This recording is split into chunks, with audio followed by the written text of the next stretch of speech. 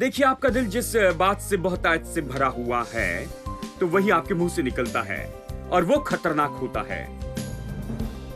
ये केवल इसलिए नहीं होता क्योंकि आपने उसे केवल एक बार ही कहा है। यदि आप कहेंगे, ओ प्रभु मुझे माफ कर, मैं नहीं जानता था, कोई समस्या नहीं है। देखिए, लेकिन जब आप इसे कहते चले जाते हैं, यदि आप इसकी गंभीरता को नहीं देखते जो आप कह रहे हैं और उसे कहते चले जाते हैं और उस चीज से अपना दिल भरते चले जाते हैं, तब एक दिन आप अपने दिल की भरपूरी के साथ इसे कहेंगे और जो कुछ भी आप कहेंगे वही होगा।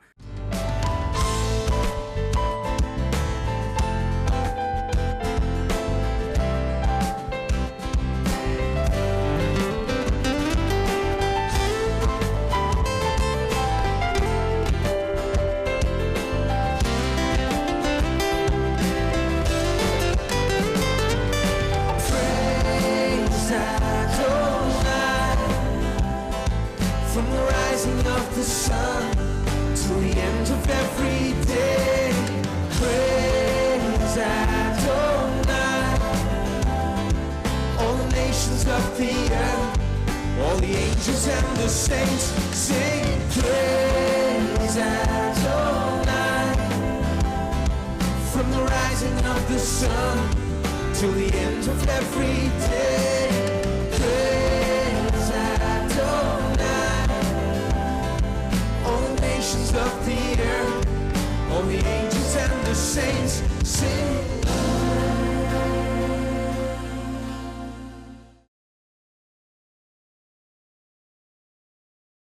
परमेश्वर को प्रसन्न करना आज यदि आप मुझसे पूछे तो मैं कहूं ये संसार में सबसे आसान काम है।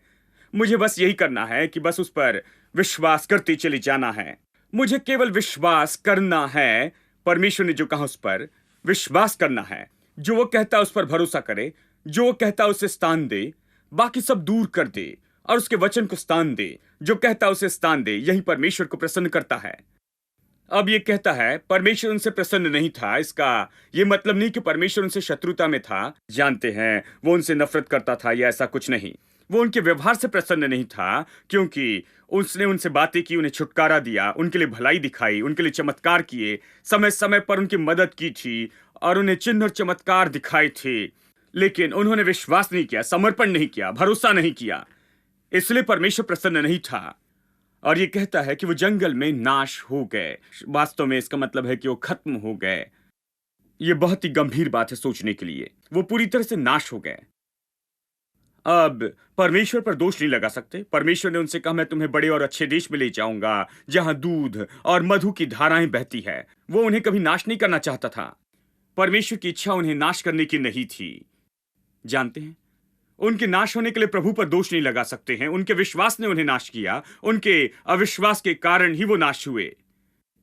देखिए, वे सब नाश हो गए। अब वचन 11 देखिए। आइए देखते हैं सीधा वचन 6 पढ़ते हैं।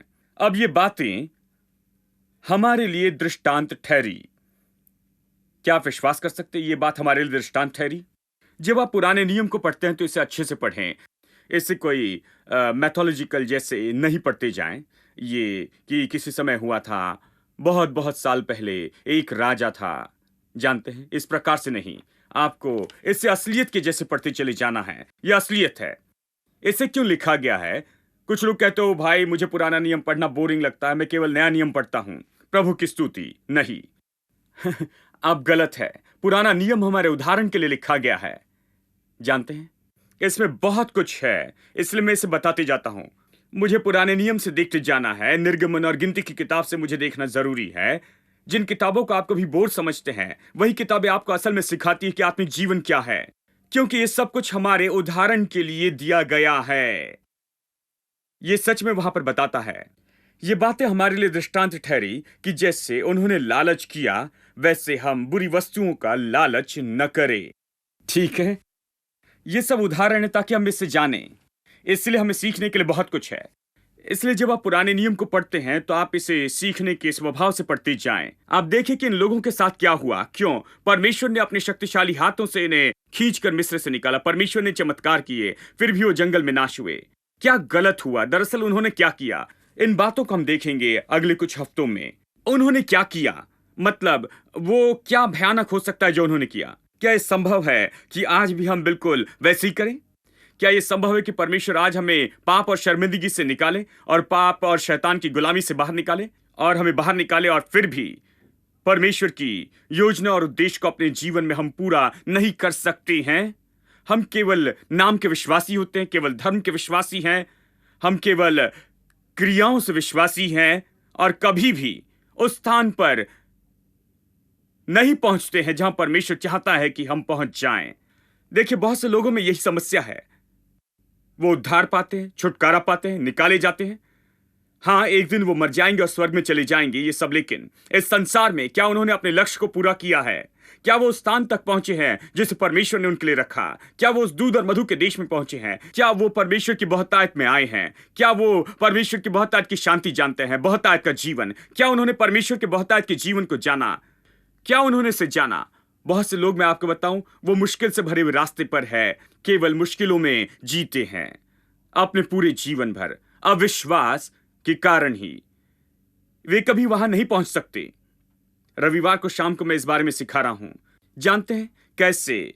देखिए, मैं बहुतायत के जीवन के बारे में और बढ़ने के बारे में सिखा रहा हूं। जानते हैं, ये सब कुछ पुराने नियम में है। उनका मिस्र में जो जीवन था, इस्राएली लोगों का जीवन, ये पाप में जीवन की तस्वीर है। और जब वे इससे छुटकारा पाए, वो जंगल में आए, और जंगल वो है जहां पर आज बहुत से चर्च की दशा वैसी ही है। हमने बताया कि ये जंगल का जीवन है, और जब हम मरेंगे तो स्वर्ग में जाएंगे, हम कनान देश में पहुंचेंगे, उस प्रतिज्ञा के देश में, दूध और मधु के देश में। तो मैं लोगों से कहता हूं कि जंगल उनका लक्ष्य नहीं है। जंगल तो ऐसा है जिससे उन्हें पार जाना है कि वो प्रतिज्ञा के देश में पहुंच सके। परमेश्वर आपको प्रतिज्ञा के देश में चाहता है। परमेश्वर आपको दूध और मधु के देश में चाहता है। यही तो मेरे प्रचार का लक्ष्य है। हाँ, तो 3 तरीके का जीवन है। एक है गुलामी, जहां पर आपके पास कुछ भी नहीं है, आपको बस काम काम काम करना है, पसीना पसीना बहाना है और कुछ नहीं होगा। इस तरह का जीवन, एक तरह का जीवन इस तरह का है। और फिर आप उससे निकलते हैं और जंगल में पहुंचते हैं। फिर आपको रोज का सब मिलता है, प्रतिदिन का मन्ना आता है। आप 2 दिन के लिए रोटी इकट्ठा नहीं कर सकते हैं, रोज रोटी इकट्ठा करनी है, 1 दिन से ज्यादा के लिए नहीं। बस उस दिन के लिए ही काफी होना है, उससे ज्यादा नहीं। यह प्रतिदिन का स्रोत है। लेकिन दूसरी तरह का जीवन भी था। क्या आप इसके बारे में जानते हैं? वहां दूध और मधु की धाराएं बहती थी। जब वो प्रतिज्ञा के देश में पहुंचे, मन्ना रुक गया, क्योंकि वहां दूध और मधु बहता था। उन्हें रोज स्वर्ग की ओर नहीं देखना पड़ता था कि वहां से कुछ बरसेगा। अब वो देश था जिसमें दूध और मधु की धाराएं बहती थी। वहीं तो परमेश्वर चाहता है कि हम पाएं। हम में से बहुत से लोग ऐसी जगह थे जहां पर कुछ नहीं था, और फिर वहां पर पहुंचे जहां पर प्रतिदिन का प्रयोजन दिया गया है। और बहुत से विश्वासी संतुष्ट होकर कहते, प्रभु की स्तुति, मेरे पास कुछ नहीं था, अब प्रतिदिन का प्रयोजन है। मेरे पास आपके लिए खबर है, आप जंगल में हैं। प्रतिदिन का प्रयोजन काफी नहीं है। वो आपको ऐसी जगह पर आना है जहां पर दूध और मधु की धाराएं बहती है। आमीन।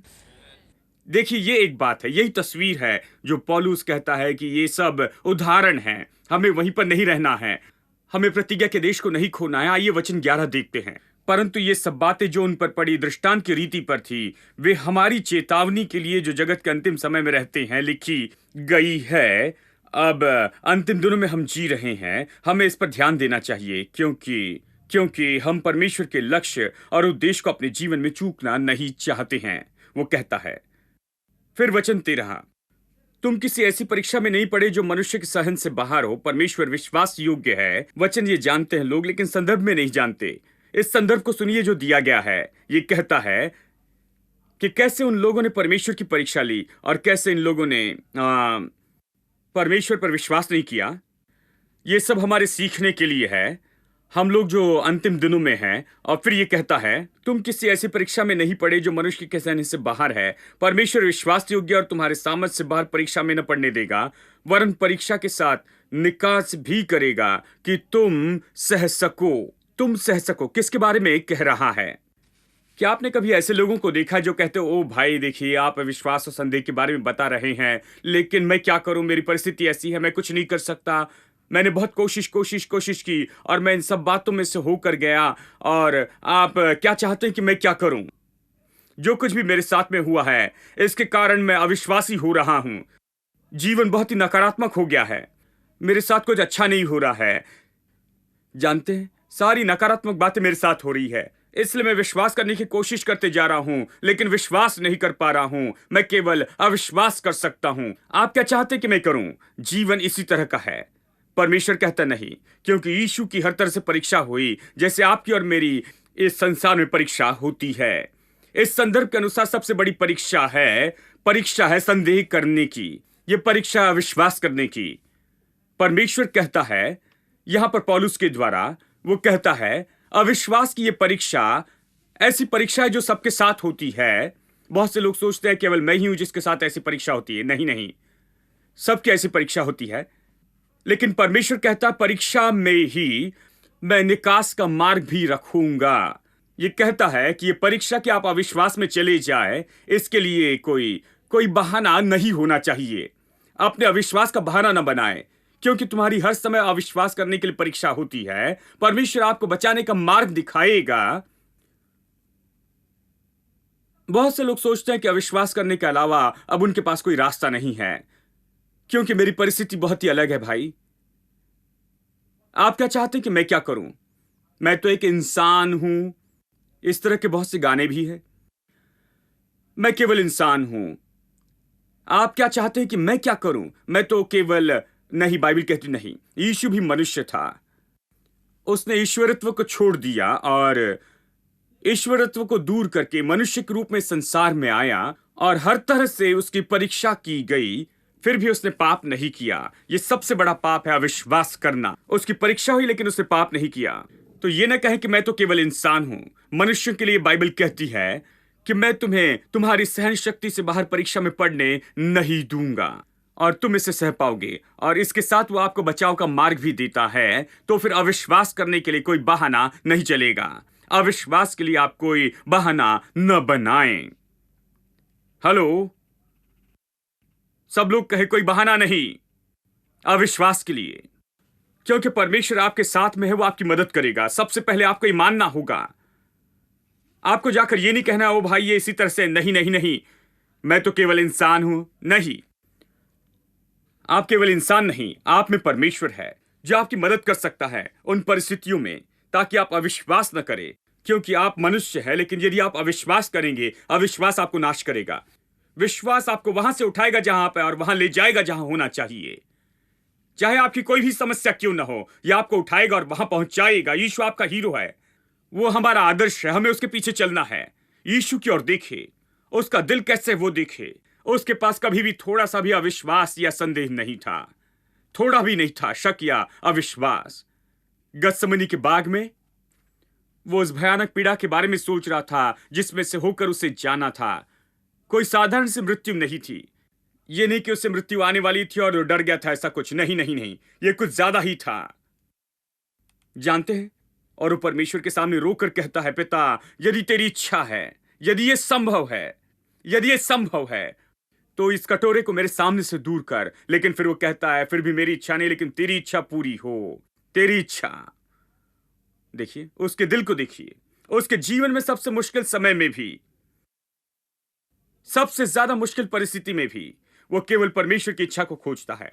उसने केवल प्रभु के वचन कहे। जो परमेश्वर ने कहा उसने कहा, जो परमेश्वर ने किया वो उसने किया, और कुछ नहीं। वो कहता मेरा और कुछ नहीं है, मैं खुद के लिए कुछ नहीं करता, मैं खुद कुछ नहीं करता। जो परमेश्वर कहता वही करता हूं। जो परमेश्वर करता है मैं वही करता हूं।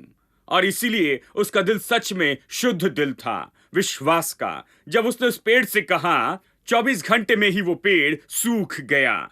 जो कुछ भी उसने कहा वो हो गया। इसलिए वो कहता है यदि तुम इस पहाड़ से कहोगे, जो कोई भी इस पहाड़ से कहेगा कि तू उखड़ जा और समुद्र में जा पड़, और अपने दिल में संदेह न करे। देखिए इस बात पर आपको ध्यान देना है।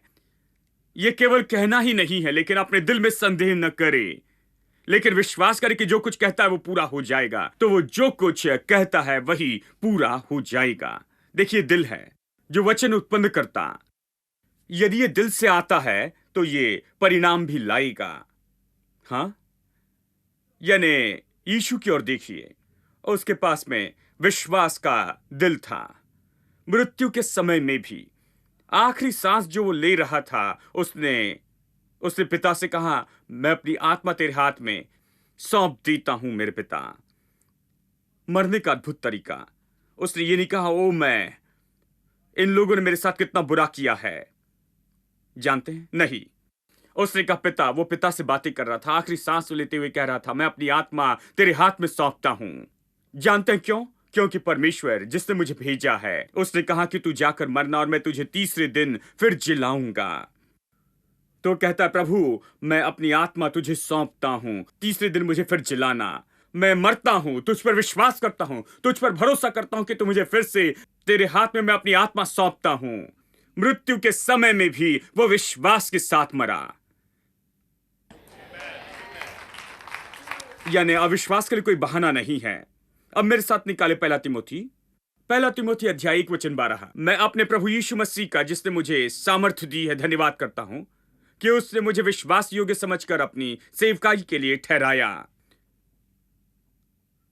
और फिर वो कहता है, मैं तो पहले निंदा करने वाला और सताने वाला और अंधेर करने वाला था, तो भी मुझ पर दया हुई, क्योंकि मैंने अविश्वास की दशा में बिन समझे बूझे ये काम किए थे। सब लोग कहे अज्ञानता से, अविश्वास में। तो यहां पर पहले तरह का अविश्वास है जो कि अज्ञानता के कारण होता है। ये वही है जो पौलुस करता था। वो केवल अविश्वास नहीं करता था, अज्ञानता में वो बहुत आगे भी बढ़ गया। वो निंदा करने वाला हो गया, सताने वाला वो था और उन लोगों को चोट पहुंचाता था यीशु पर विश्वास करते थे। अज्ञानता।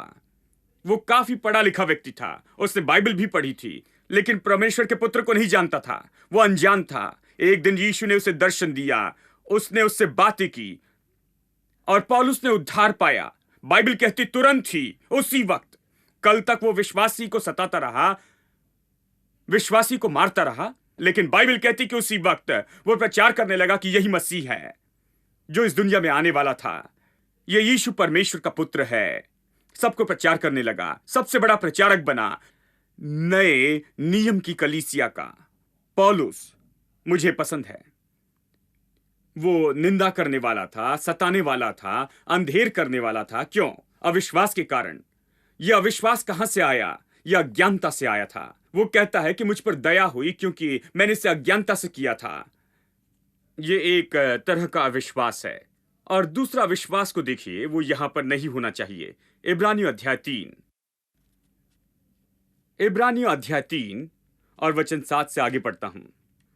अतः जैसे पवित्र आत्मा कहता है, यदि आज तुम उसका शब्द सुनो तो अपने मन को कठोर न करो, जैसे कि क्रोध दिलाने के समय और परीक्षा के दिन जंगल में किया था। फिर से वो सारा ध्यान इस्राएली लोगों के ऊपर लेकर आता है और उससे वो हमें पाठ सिखाता है। देखिए, वो सब पुराने नियम की ओर जाते हैं और वहां से नए नियम के लोगों को सिखाते हैं। तो वो कहता है, मन को कठोर न करो जैसे उन्होंने कठोर किया। यही बड़ी शिक्षा है। वचन 9, जहां तुम्हारे बाप दादा ने मुझे जांच कर परखा और 40 वर्ष तक मेरे काम देखे। मतलब इससे ज्यादा उन्हें क्या चाहिए था? मैंने अपनी भलाई उन पर प्रकट की थी। मैंने उन्हें बुलाया गुलामी से, उन्हें बाहर निकाला और उनके लिए चमत्कार किए।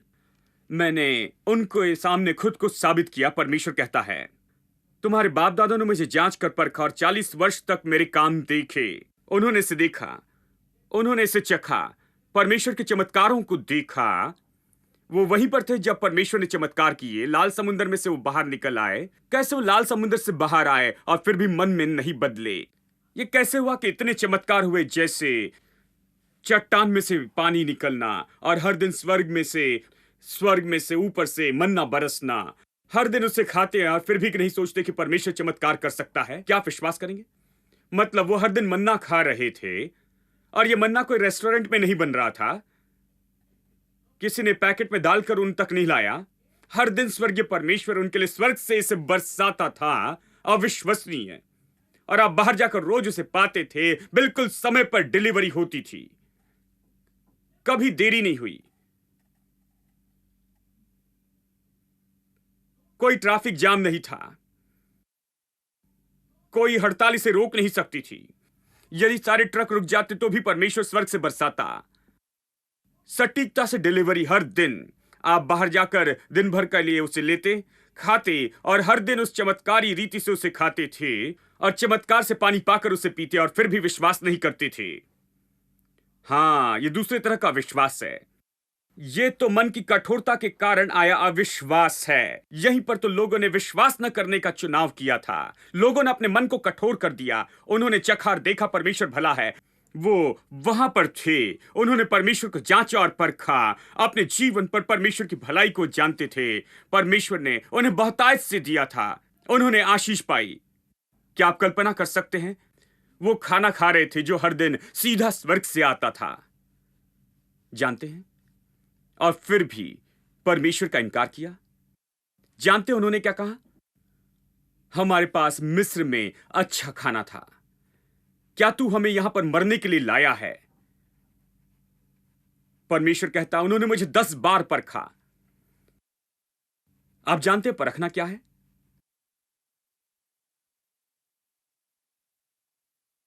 कितने लोग जानते परखना क्या है? परमेश्वर कहता है 10 बार उन्होंने परखा। आप कैसे परखते जानते हैं? उदाहरण के लिए,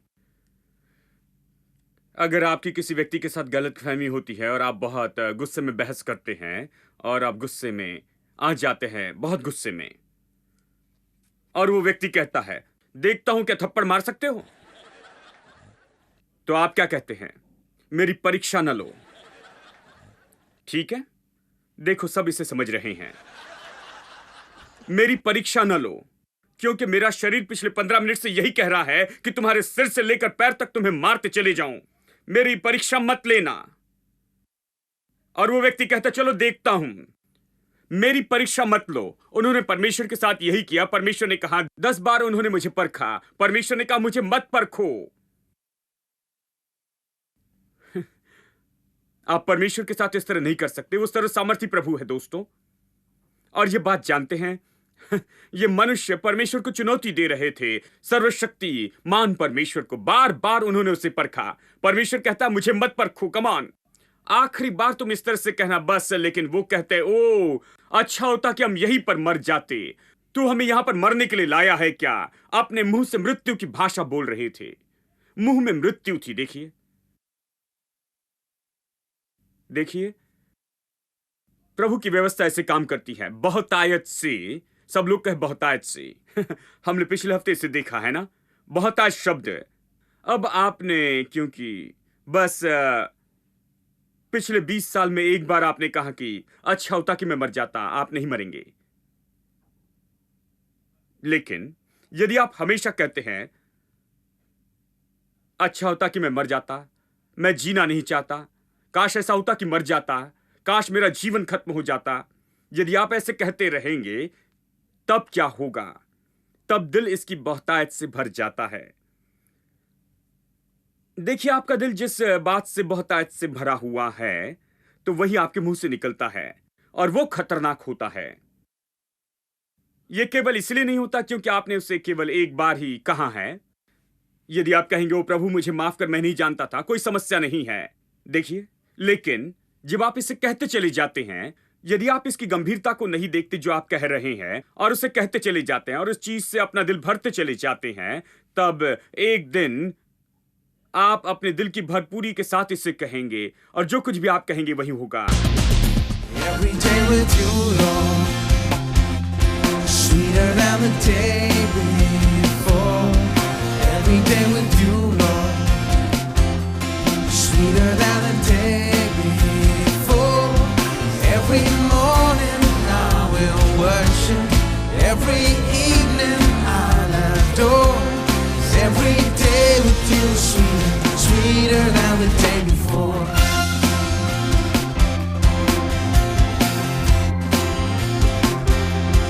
Every day with you, Lord, sweeter than the day before. Every day with you, Lord, sweeter than the day before. Every morning I will worship, every evening I'll adore. 'Cause every day with you, sweeter, sweeter than the day before.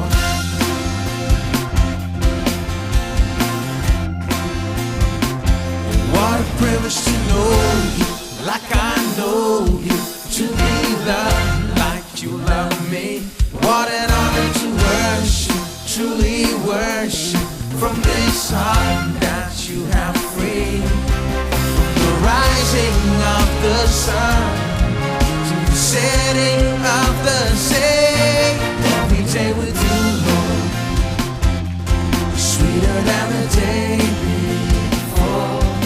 Every day with you, Lord, sweeter than the day before. Every morning I will worship, every evening I'll adore.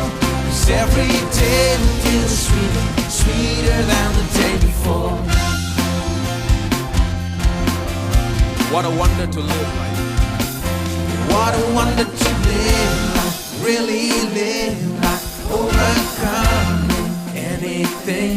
What a reason to live, to freely live, to every day, my everything. From the rising of the sun to the setting of the same. Every day with you, Lord, sweeter than the day before. Every day with you, Lord, sweeter than the day before.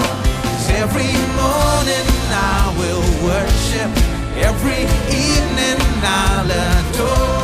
'Cause every day with you is sweeter, sweeter than the day before. Let's keep clapping our hands. We're gonna sing and you'll repeat after us. Right? Repeat after me.